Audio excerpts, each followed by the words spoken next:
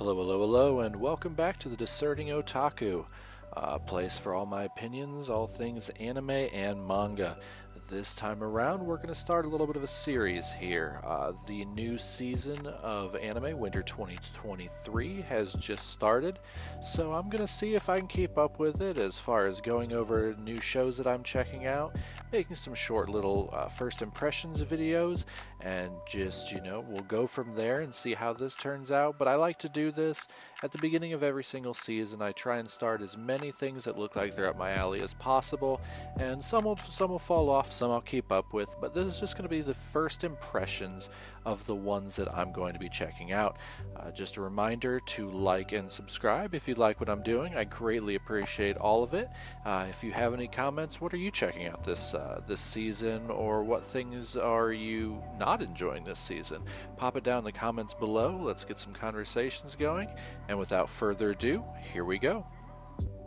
The first anime I'm checking out this season is The Magical Revolution of the Reincarnated Princess and the Genius Young Lady. A very, very long title. Basically, it is a story about the marauding princess, Anis Palladia, who seems to have been reincarnated into a fantasy world. She is reincarnated without any magic ability whatsoever, so she's renounced the throne to her brother, and she goes on journeys gathering magical materials to make tools. Since she was obviously from the quote-unquote real world, she has a lot of ideas as far as flying brooms and things like that. Based on the first episode, it seems like we have some sort of plot against her brother's arranged marriage fiance, akin to ranking of Shield Hero. It kind of seems like a little bit of that Shield Hero. It got a whole bunch of people to lie about how she was a bad person so he could annul their engagement. And then at the end of the episode, the marauding Princess Anis sweeps her away on her broom and says they're going to go talk to their fathers, and she said she's going to claim her. So I think this one might also be a little bit of a Yuri anime. The animation on it is actually very, very beautiful. A lot of drawn scenes where it's not just a static image. Everything is kind of flowing together very beautifully, especially during some of the early action-oriented scenes. This is the first episode, so they do tend to try and catch your attention with that. So if it keeps up with the level that it's at, let's say it's probably going to be a pretty good watch. As far as the character designs, they're absolutely stunning. Voice acting is very well done. It does not lean too heavily into the isekai. It tends to look like it's going to be a bit more in the fantasy realm. Sorry for the voice there. But yeah, it looks like it might be a pretty enjoyable one to watch. It was not originally on my watch list, but I had some time today, so I figured I'd check out the first episode, and I was pleasantly surprised. So, The Magical Revolution of the Reincarnated Princess and the Genius Young Lady. The next show I checked out was The Ice Guy and His Cool Female Colleague. Now, this one has been on my radar for a little bit, but I did not think I would enjoy the first episode as much as I actually did. I'm a big fan of romance manga and anime, and this one just feels light enough that it's going to be something that can appeal to a lot of different people, I honestly think. It's kind of got a fantasy basis behind it. So the main premise is Fuyutsuki-san is a starting salary employee at a new company, and she runs into Himuro-kun, who she finds out is actually descended from what he refers to as a snow woman. At least that's what the translation gives me. They work for a company, doesn't say what they do, but this company seems to be made up of a lot of yokai descendants. There is what appears to be either, I believe she's a cat girl or a fox girl, and then it also looks like their section chief is alluded to that he might be a descendant of Buddha. But it is a very, very cute show of where she just walks up on him standing outside, and he's actually frozen to the ground. When he gets emotional, he actually produces snow and ice. So she's very kind to him, and through that, he's very elated and very happy, and he says, "Oh, I hope I get to meet her again." Lo and behold, they're working for the exact same company, and I wouldn't say antics ensue so much as a series of very nice interactions between the two and the rest of their colleagues actually happen, and you can see a very pure, very innocent romance budding, even off of just the first episode. It is a very lighthearted show. It is very cutesy. There have been allusions and hints to there might be some drama, but as far as I can tell so far, this is just going to be like the feel-good show to watch. I don't think it's going to be anything very heavy. At least I'm hoping it's not, because the way that it's set up is just going to be a very nice, chill, very calm show. And I am honestly very much looking forward to seeing where this one goes. It is called The Ice Guy and His Cool Female Colleague. Check it out. Alright, next one we've got is going to be Technoroid OVERMIND. Now, it is a mixed media project. I am not inherently against mixed media projects. I'm a big fan of Love Live. I very much enjoy D4DJ. So I decided to check this one out. My only complaints is that the premise is it's a little bit weird. So basically, 4 ownerless androids share an abandoned house. They have very little electricity because they don't understand the concept of paying the bill. So they are looking and trying to find ways to make money. And they find this entertainment tower called Babel, where they have to go and compete by singing and dancing. Their first attempt fails miserably as they don't understand the concept.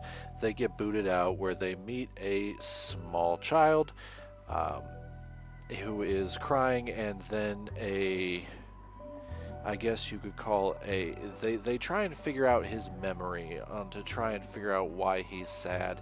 Like I said, it's a very strange back and forth with how this is all set up, and it felt a little rushed just to trying to come up with the story and the premise, because apparently we're in some sort of post-apocalyptic society where the water levels have risen and taken out a lot of humanity, and that's why there's all these androids.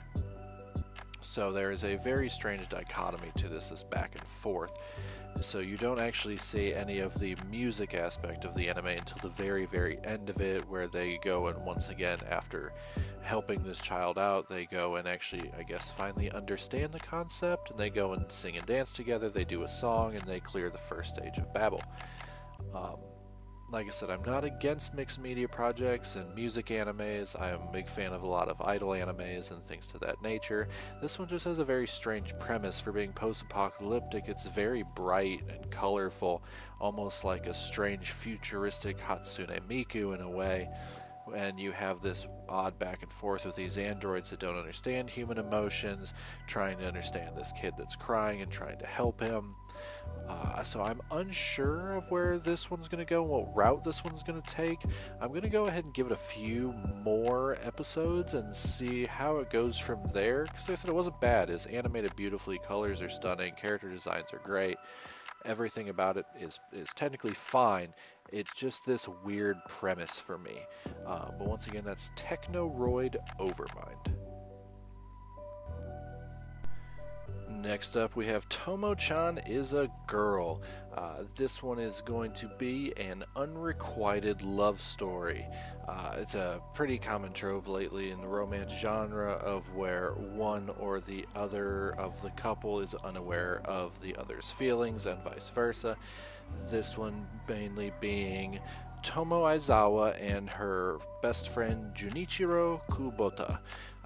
Tomo is a tomboy. She excels in sports. Her family owns a karate dojo. She can basically beat up anybody, and frequently throughout the series does. And then Junichiro, which is her best friend, Tomo has started to develop romantic feelings for him. However, Junichiro does not technically see her as a girl. He is aware she is a girl, but he sees her as his best friend.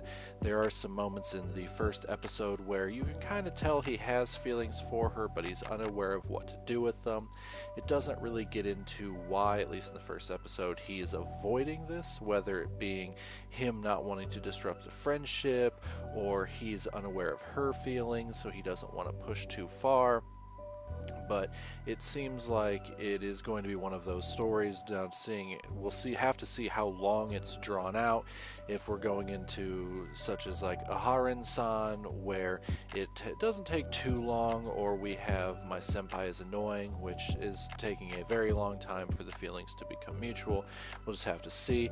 We're also backed up with tertiary character Misuzu Gundo, which is basically like the third wheel of all of them. She is Tomo-chan's really her only friend who's a girl, and it's hinted at that all three of them were kind of like a pack of quote-unquote troublemakers, with Gundo-san being kind of the brains, the ringleader that would use the other two to pull pranks and then get away with it. So it's a very, very good first episode. Animation's great, voice acting's great, writing is great across the board. It is doing very well in the genre that it is. I was very happy with the first episode, and I'm very excited to see where it goes after that. Once again, I hope it doesn't take too long for the romance aspect to kick in, where they both at least understand each other's feelings, but we'll just have to see. But that's, once again, Tomo-chan is a girl. So the next one that I watched, I don't even know how to preface this. It's called My Life as Inukai-san's Dog. So every season there's bound to be an over-the-top ecchi show that makes very little sense. And it appears that this season it's going to be this one. No backstory, nothing really. It just starts off with a voiceover of a main character wondering why he's on the ground, asking himself, did he pass out on the side of the street, what's going on? All of a sudden, the girl that we come to find out is Karen Inukai, is carrying him home. He is very, very confused. There's a lot of inner dialogue. And then she goes in with him to take a bath. Then we come to what I can only describe as an over-elongated bathing scene of where Karen Inukai just lathers herself up. And I am not joking when I say this scene is probably 2 minutes long of just her sudsing up with a musical background. Makes very, very little sense outside the fact that this is going to be an over-the-top ecchi show, and that is at the point where we cut to a mirror and we see that the person who's been doing all of the voiceover has turned into a dog. That's right, he has turned into a dog. Not really an isekai, but some sort of strange reincarnation show.